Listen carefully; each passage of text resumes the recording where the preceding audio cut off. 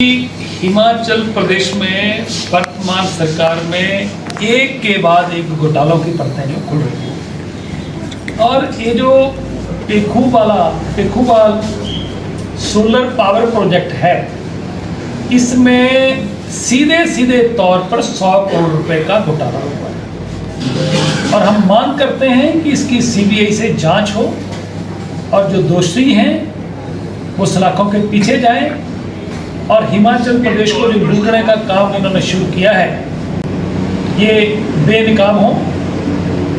देखिए, जहाँ तक इस प्रोजेक्ट का सवाल है, ये जो प्रोजेक्ट है ये 32 मेगावाट का है और 32 मेगावाट का जो प्रोजेक्ट है इसकी इन्होंने इस तरीके से मैनिपुलेशन करी कि इसकी जो डीपीआर है वो 220 करोड़ रुपए की बना दी।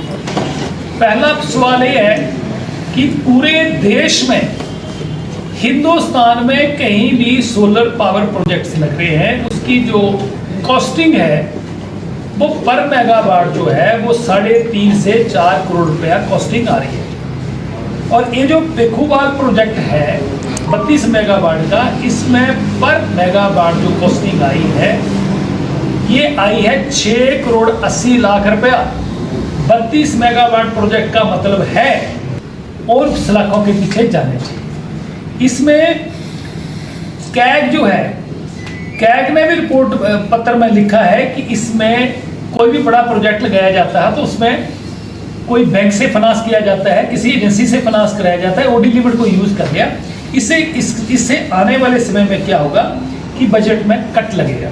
दूसरा मैं कहना चाहता हूं कि ये जो आज प्रेस कॉन्फ्रेंस छपी हुई है, मीडिया एडवाइजर भी इसको शेल्टर करने की कोशिश कर रहे हैं, कुछ मंत्रियों के भी बयान पब्लिक रिलेशन के विभाग से जो है वो दिए गए। मैं कहना चाहूँ, इसमें कहा गया है कि जो बिमल नेगी वाला विषय है, उस बिमल नेगी वाले विषय में भी बिमल नेगी का इससे कोई लेना देना नहीं है। मैं पूछना चाह रहा हूँ कि बिमल नेगी जी का कोई लेना देना नहीं है तो ये जो बिमल नेगी जी को ये जो एक कमेटी जो गठित की थी, उसमें हाई पावर कमेटी जो गठित की गई थी, उसका उनको अध्यक्ष बनाया गया था। और इसमें ये जो एक कंपनी, जिस कंपनी ने इस पेखूवाल प्रोजेक्ट का काम किया है, इस कंपनी का नाम है प्रोजील सोलर प्राइवेट लिमिटेड। इसका एग्रीमेंट हुआ, एग्रीमेंट में समय निश्चित हुआ और उसमें क्लॉज है कि अगर ये पावर प्रोजेक्ट जो है वो लेट होता है तो उसमें 0.5% पेनल्टी जो है वो कॉस्ट, जो टोटल प्रोजेक्ट की कॉस्ट है उसकी लगेगी पर डे।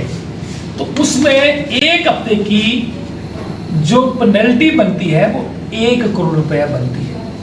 तो 22 करोड़ रुपए का 153 दिन 153 डेज का इस प्रोजेक्ट की जो कंपनी थी उसको फायदा पहुंचाने के लिए एक्सटेंशन दी जा रही थी। और ये जो एक्सटेंशन दी गई है ये 10 बार जो इसकी जो एक्सटेंशन दी गई है वो 7 बार दी गई है।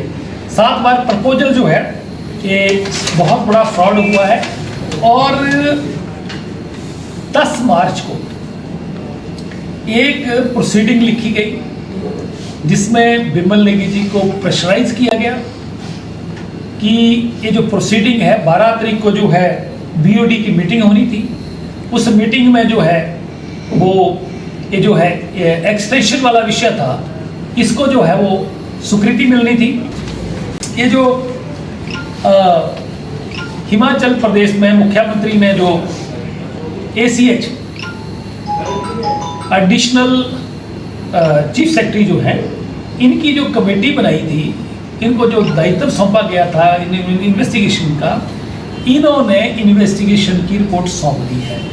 आज की हम मांग करते हैं सरकार तुरंत इस मामले को, अगर सरकार सच्ची है, सरकार निर्दोष है, सरकार का कोई लेना देना नहीं, तो सीबीआई को इस मामले को दिया जाना चाहिए। राणा जी, जैसे आपने कहा कि बहुत सारे भ्रष्टाचार के मामले उजागर हो रहे हैं, तो क्या जो विपक्ष है वो सिर्फ प्रेस कॉन्फ्रेंस है या प्रेस नोटों के माध्यम से ही विरोध जताएगा या धरातल पे कुछ नजर आएगा? देखिए, अभी पीछे भारतीय जनता पार्टी ने पूरे प्रदेश से कार्यकर्ता जो है वो शिमला में जाके विधानसभा का घेराव किया था और जितने घोटाले हुए थे वहाँ पर जो है वो उनका पर्दाफाश भी किया था। प्रदेश की जनता के साथ जो धोखा हुआ है, उनको जो ठगा गया है, झूठी गारंटियाँ दी है, उसका भी पर्दाफाश हुआ है। हज़ारों कार्यकर्ताओं ने वहाँ पर जो है विधानसभा का घेराव करने के लिए पहुँचे।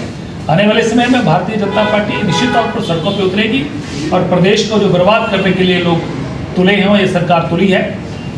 उनकी डेथ हुई है और हिमाचल प्रदेश की पुलिस ने भी जो है वो बिमल नेगी के ऑफिस को जो है वो सील किया है, सीज किया है। वहाँ से 2 डायरियों के पास से मिली है। उन डायरियों में किन किन के नाम लिखे गए हैं, किस किस को पैसा जाता रहा, ये सारी की सारी चीज़ें उसमें हैं। और मुझे पता लगा, मुझे कई लोगों के टेलीफोन